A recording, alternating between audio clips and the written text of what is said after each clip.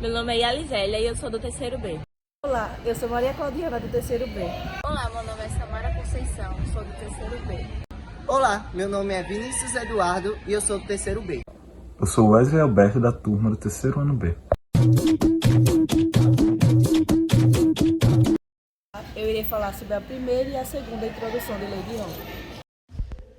Olá a todos. Hoje iremos falar sobre a legião. A primeira legião afirma que quanto maior a tensão, mais corrente irá fluir, e quanto maior a resistência, menos corrente irá fluir. Já na segunda legião, afirma que a resistência elétrica pode ser formada por geométrico quanto a substância do material feito.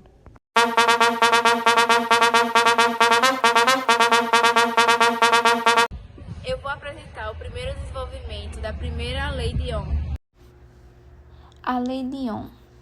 A Lei de Ohm é uma regra fundamental na eletricidade que relaciona três grandezas principais: a tensão, conhecida como V, a corrente elétrica, conhecida como I, a resistência, conhecida como R. O que cada grandeza significa? V é a tensão em volts, que é expressado pela letra U. I é a corrente elétrica em amperes, que é expressado pela letra A. R é a resistência em ohms, que é expressado pelo ômega.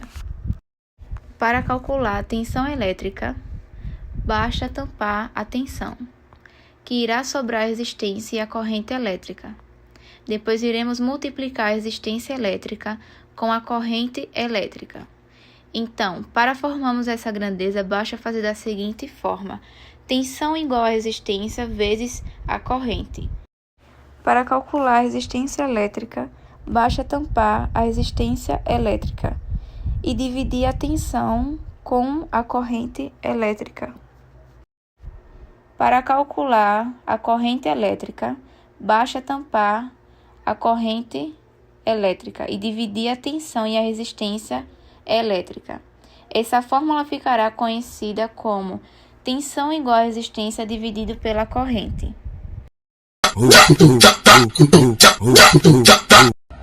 Esta Eu questão irei diz o explicar os seguinte: exercícios um citados resistor no ohmico vídeo. de resistência igual a 10 ohm é atravessado por uma corrente elétrica de 1 amperes. Determine a queda de potencial que uma corrente elétrica sofre ao passar por esse resistor e analise a alternativa correta. Para poder resolver esta questão, deveríamos colocar a fórmula de Ohm, que seria tensão igual a resistência vezes a corrente, que no caso ficaria como tensão igual a 10 vezes 1. Com isso, teríamos o resultado de 10, que seria a letra E.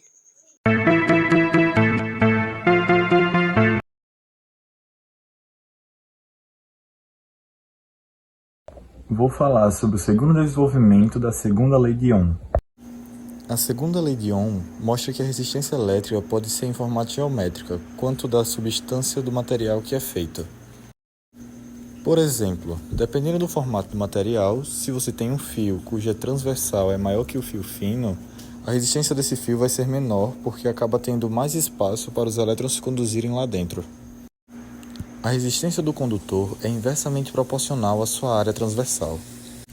Por exemplo, quanto maior a área do condutor, menor vai ser a resistência, porque tem um espaço maior para os elétrons fluírem.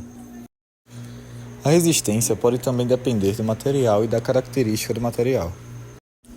O significado dessa fórmula é o seguinte: P é igual à resistividade elétrica do material por ohms por milímetro quadrado dividido pelo metro.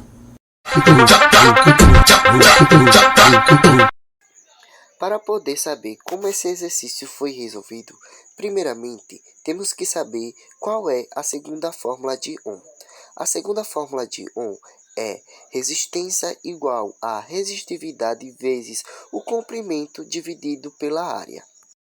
Depois disso, devemos substituir a resistividade pelo o cobre, que é 0,0172 ohm por metro quadrado dividido por metro. Depois disso, devemos substituir o L pelos 250 metros. Depois, devemos substituir o A pelo 0,75 milímetros, que seria a área. Com isso, a fórmula ficaria resistência igual a 0,0172 vezes 250 dividido por 0,75.